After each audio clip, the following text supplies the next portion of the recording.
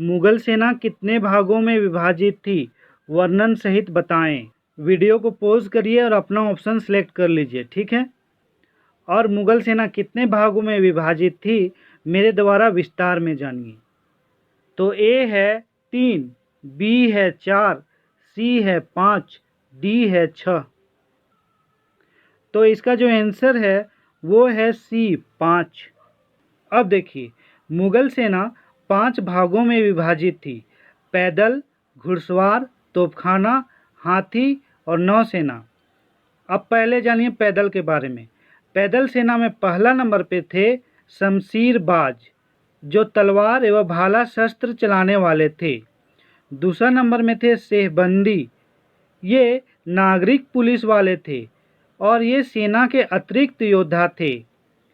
तीसरे नंबर में पैदल सेना में बंदूकची थे, जो बंदूक चलाने वाले सैनिक थे, गन चलाने वाले सैनिक थे।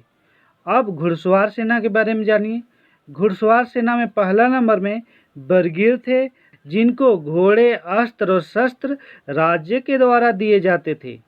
और घुड़सवार सैनिक में दूसरे नंबर पे सिलेदार थे, ये घोड़े व अस्त्र शस्त्र स्वयं लाते थे। अब तोपखाना वाला सैनिक के बारे में जान लीजिए। तोपखाना का दरोगा का नाम मीर आतिश था। तोप के रख रखाव, उसके संचालन और तोप को कैसे फायरिंग करना है, तोप के गोला को कैसे रखना है, ये सब कंट्रोल तोपखाने का दरोगा मीर आतिश करते थे। अब देखिए हाथी सेना। हाथी सेना में सेनापति हाथी का सवारी करता था। हाथी शत्रु पर आक्रमण करने, किले के दरवाजे को तोड़ने आदि के काम में आते थे और शत्रु के सैनिकों को कुचलने का भी काम हाथी करते थे। अब लास्ट में नौसेना है। नौसेना में मुगलों की कोई भी निजी नौसेना नहीं थी।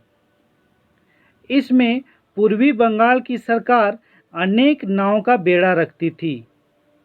नाव का निरीक्षक को मीरे बहर कहलाता था। तो इस तरह से आप लोग जाने कि मुगल सेना में कोई भी निजी नौसेना नहीं थी। इसको ध्यान में रखिएगा।